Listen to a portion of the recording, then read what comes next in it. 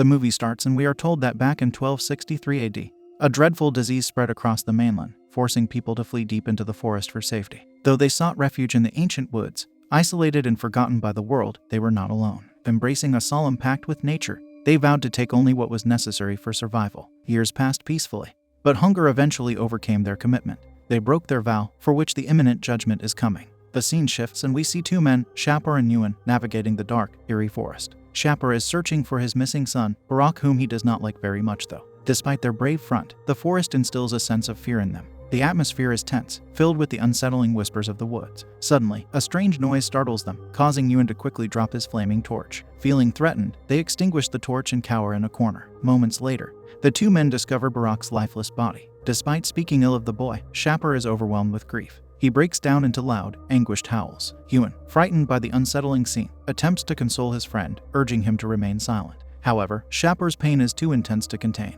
Despite Yuan's efforts, Shapur insists on dragging his son's lifeless form with them. As they move a short distance away, they turn back to a horrifying sight. Barak's head is missing, grips the two men, and they abandon the body as they flee for their lives. On the other side, a gathering of women surrounds a crackling bonfire, engaged in fervent prayers. In the midst of their prayer, an injured Yuan stumbles inside, supporting an even more battered Shapur. Shapur, visibly weakened and unable to walk on his own, is bleeding, and the concern on the women's faces is palpable. Chaos ensues as eerie and unsettling noises emanate from the depths of the forest, adding to the tension. Taking charge, an elderly woman named Valga steps forward and instructs everyone to safety. She then swiftly moves to secure the doors surrounding their dwelling alongside a young girl named Yuan. These women are revealed to be part of the same village that sought refuge in the heart of the forest. A pervasive fear grips the community, as there is a mysterious entity that terrifies and haunts these people. The following morning arrives, bringing with it a sense of unease. Valga and Yuan cautiously open the gate, allowing Yuan's wife, Alice, to depart. Alice appears notably composed, standing out from the other inhabitants of their secluded community. Meanwhile, Shapur's wife, Mer, and Yuan are busy attending to Shapur's injuries. As Yuan joins the scene, he leans in and whispers something into Shapur's ear, causing an abrupt and angered reaction from the man. Valga acts swiftly, ushering Yuan away and hinting that he would be the next. Back outside, Alice is collecting herbs and flowers when an eerie sensation envelops her. Goosebumps prickle her skin, and suddenly, a mysterious and terrifying man materializes before her. Overwhelmed, Alice loses consciousness. In her unconscious state, Alice experiences a bizarre vision. She finds herself back in their shelter, crying and screaming for someone while the other women restrain her, preventing her from venturing outside the protective gates. Upon regaining consciousness, Alice dismisses the unsettling vision, seemingly forgetting the strange encounter. The air in the forest is laden with mystery, and the people grapple with the ominous forces that seem to encircle their lives. Back at their dwelling, Yuan shadows Valga persistently, urgently insisting that Shapur needs herbs and medicines for a swift recovery. However, Valga, with a heavy heart, explains that she can do no more for Shapur. If this much is not enough, he might as well just pass away. Yuan, angered by this apparent resignation, rebukes Valga, placing blame on her for Shapur's worsening condition. He argues that Shapur was not in his right mind when he ventured out and should not be treated harshly. Valga, unmoved, maintains that such individuals must face the consequences of their actions. It seems that she believes whatever is happening to them is what they all deserve. The woman seems to be harboring a deep sense of guilt for some reason. Amidst their heated conversation, Valga spots the same terrifying man that Alice encountered standing just outside the main gate. Quickly, she approaches him. Meanwhile, inside the dwelling, Yuan is startled by knocking sounds emanating from one of the huts. To his relief, it's his daughter Isla, expressing a desire to go outside. Yuan opens the door, allowing the eager little girl to rush out. Simultaneously, he enters and greets his other daughter, Uriel, inquiring if she needs anything. Witnessing her father's injuries, the frightened little girl attributes it all to the ominous figure named Jikarak. Concerned for his daughter's safety, Yuan urgently instructs her never to venture beyond the protective gates, instilling a sense of foreboding in the air. Meanwhile, Alice remains outside the protective gates, engrossed in an odd display of behavior. Perhaps she has ingested some magic mushrooms. She jumps around cheerfully and moves about with an unusual energy. Her attention is captivated by a hapless rabbit, and with a terrifying demeanor, she squeezes the life out of the poor creature. In a chilling tone, she remarks that it won't cry anymore. On the other side, Valga successfully tracks the creepy man into a clearing. However, her pursuit takes a dark turn when the man abruptly halts and lets out a deafening scream. The force of the scream causes Valga to bleed from her ears. Undeterred, the man proceeds toward a hut, and Valga, despite her condition, follows. As she enters, she remembers vivid memories, realizing she had spent time there before. Seeing the man seated before a fire, Valga confronts him, questioning why he has resumed all this, urging him to remember the teachings they once shared. It becomes evident that Valga knows the man personally, and he admits to remembering only fragments of their shared past. Regretfully, Valga recounts how she could only see nothing but his shadow after they were taken, and now things have taken a dark turn. As she speaks, the strange man ingests bloody creatures. All this does not faze the old woman as she continues her story. She foresees a grim fate, believing that the creature will consume them. The man grimly acknowledges that, after breaking their vow, their only choice is to face inevitable demise. Terrified, Valga argues that they never took more than necessary from the forest and have enough. However, the man insists there is no alternative. Overwhelmed by fear, Valga hastily departs, returning to their abode before it's too late.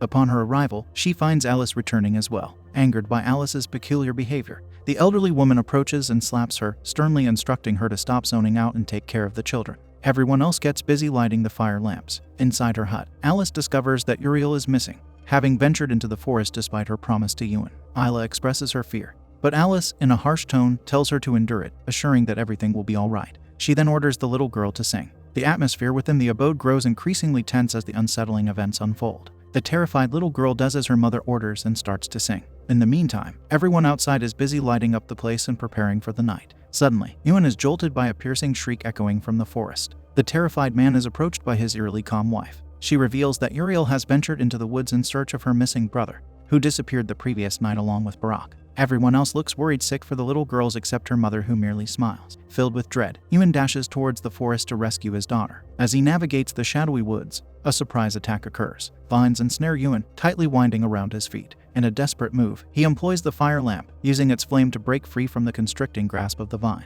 Frantically searching for Uriel, he discovers her entangled in vines deep within the forest. Swiftly releasing his daughter, Yuan races back to the safety of their dwelling. Once inside, the doors are swiftly secured once again. After locking them, Valga quickly places the last fire lamp in the center of the yard. As it hits the ground, a subtle vibration resonates, and a mystical barrier unfurls, creating a protective shield around their abode. The ominous events in the forest intensify, and the poor people cling to the flickering flames of their protective lamps for safety in the encroaching darkness. Only after the barrier is set that the people relax a bit. Later on, Valga visits Shapur, urging Mur to take a break and get some rest. She initially refuses, but Valga insists, and makes her go take a rest. After the two are left alone, Valga locks the door. She then whispers to the man about how his life is nothing more than a rotting jest. Shapur seems unfazed as he requests Valga to clean his eyes because he's unable to see. Upon examining his eyes, Valga discovers that they have turned completely black. Overwhelmed by fear and a hint of disgust, she reacts quickly, choking Shapur into oblivion.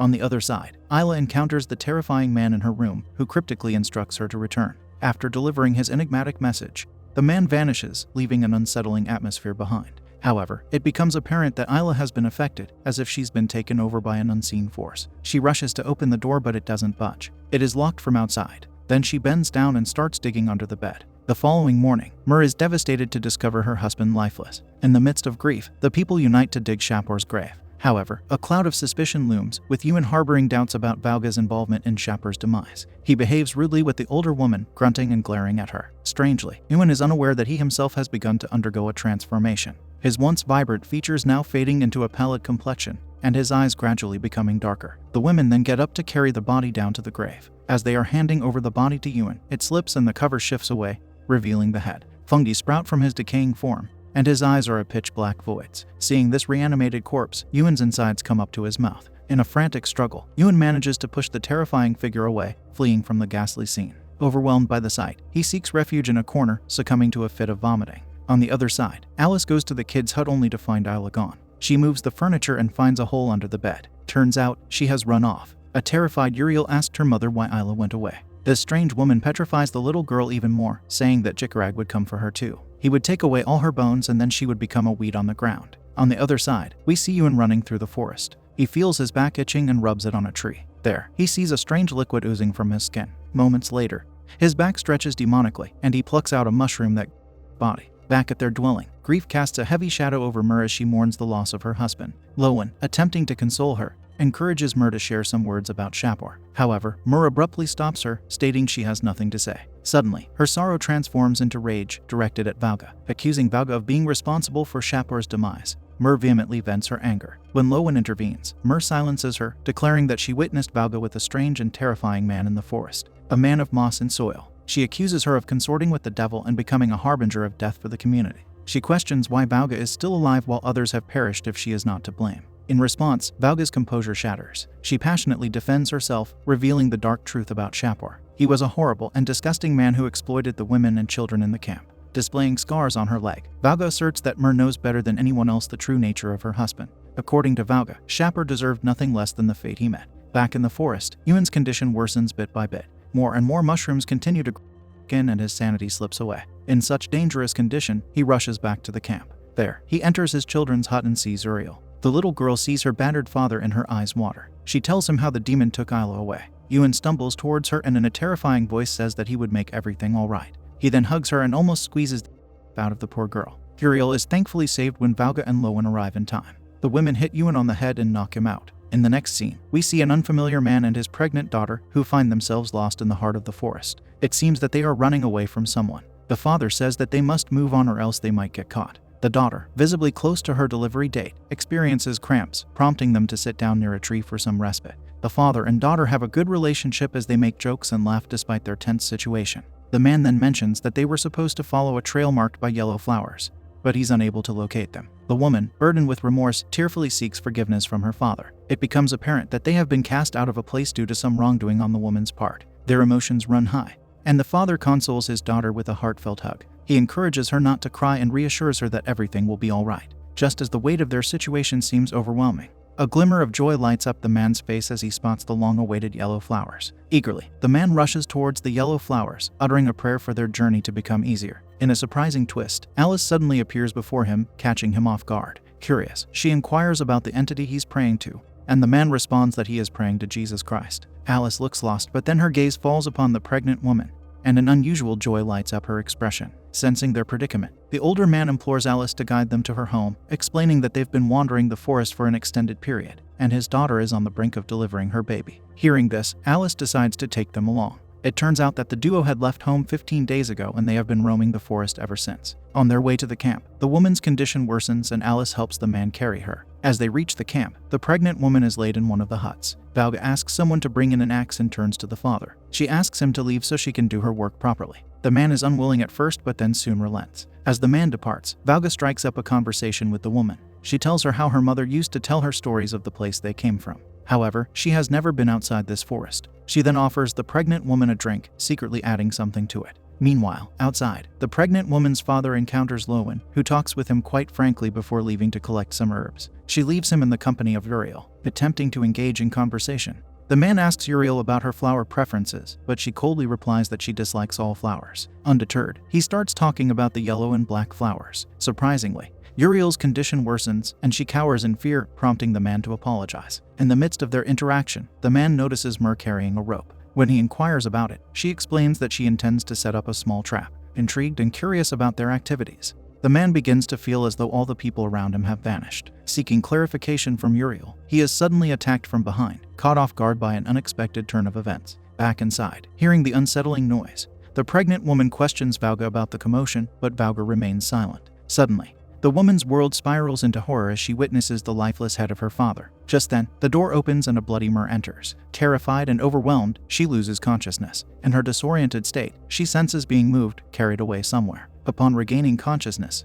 she finds herself bound in the heart of the forest. Fear grips her as she cries out for help, but the eerie atmosphere remains silent. The surroundings suggest a sinister setup, as if she's become a pawn in a ritual. All of a sudden, the same terrifying man appears. He departs, leaving the distraught woman behind, crying and pleading for the return of her child. But the terrifying man wouldn't listen. He slowly moves away and vanishes into the darkness. The next morning, Valga awakens with a start. She quickly gets up to go and check on Uriel. Upon reaching the hut, she notices her gone and is about to break down when the girl arrives. She hugs her from behind and relief washes over the old woman. Shortly after, Lowen also arrives, hugging the women. The people are in high spirits, as it seems that Jikarag has finally let go of Uriel, whom he had been eyeing. However, the mood is abruptly dampened when the same terrifying man appears. Valga hurries to confront him, demanding to know why he's there. The man remains silent. She insists that they've already done what was required, thus, he should leave them in peace. Ignoring her plea, the man goes to dismantle the fire lamps and retrieves something from beneath them. Consuming this mysterious substance, he gains an eerie and potent power. Valga tries to intervene, but her efforts prove futile. Just then, in a sudden turn of events, Alice arrives on the scene and shoots the man with an arrow. She laughs joyfully as she hits him.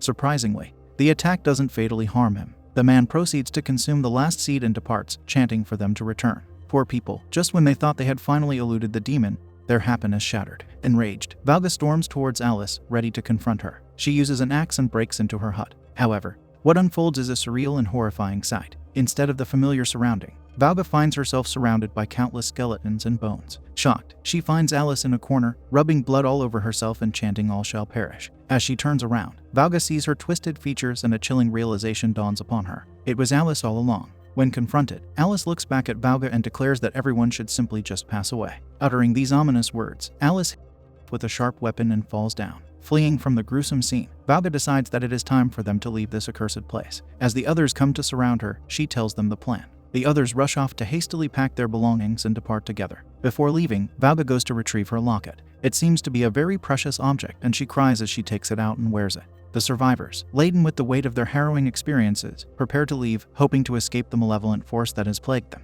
On the other side, as Uriel gathers her belongings, she hears noises emanating from a nearby hut. It turns out to be Yuan calling out to her, pleading for release. He emotionally manipulates her, claiming that he has been cured and urging her to open the door. Despite the obvious signs that he is still under the influence of evil, Uriel's compassionate heart aches for her father. In a moment of vulnerability, she succumbs to his emotional coercion and opens the door, setting him free. Once released, Yuan's true nature reveals itself. Instead of gratitude, he viciously attacks Uriel, robbing her of her life. At the gate, Valga and Mur hear shouts and frantically rush over to their side, but it is all too late. Yuan seizes the opportunity to launch another brutal attack, taking out Mur as well. Now, only Valga and Lowen remain. They observe Yuan, who has descended into madness, unable to distinguish right from wrong. Filled with terror, Valga and Lowen flee into the woods, desperate to escape the relentless pursuit of the deranged man. Yuan follows suit. He is gradually transforming into a mirror image of the terrifying man who haunts the forest. His skin blisters appear all over his back. The duo's escape takes a grim turn when they stumble, and Lowen sustains an injury. The injury slows them down a bit. In the meantime, on the other side, we see Alice, who starts moving. It seems that she is not deceased after all. Back in the forest, Yuan throws an axe at the poor women. It hits Lowen, rendering the woman lifeless. Now all alone, Valga runs for her dear life. At this point, what is even the point of surviving? Meanwhile, Alice drags her half-working body and crawls into the forest. There, we see a terrifying beast putting its foot over her. Exhausted from the relentless pursuit, Valga decides to bring the chase to a halt. Shortly after, Yuan catches up to her, laying blame on her for breaking the oath and leaving him lonely. Trembling, Valga acknowledges his accusations, admitting that it is indeed her fault. Suddenly, Yuan attempts to strike her with the axe. He manages to slice her a bit. As he is about to finish her off with a fatal strike, she manages to crouch down, asking for forgiveness, and shields herself behind her locket. Surprisingly, upon seeing the pendant, the monster hesitates, stopping in his tracks. Taking advantage of the moment, Valga seizes the axe. She hesitates before landing a blow on his head. A strange green liquid starts oozing from the thanks Valga for stopping his suffering and letting him rest. Before passing away, the monster compels him one last time to attack Valga. However, the situation takes an unexpected turn when Jikarag intervenes, eliminating Yuan and ending the immediate threat. Seeing him, Valga trembles in fear. She quickly bows down, asking for forgiveness, and the scene cuts out. The movie ends with Valga wearing the same clothes as the terrifying shaman. She is crying and chanting something. It turns out that after running from the devil for so long, she has now taken the shaman's place and works for Jikarag.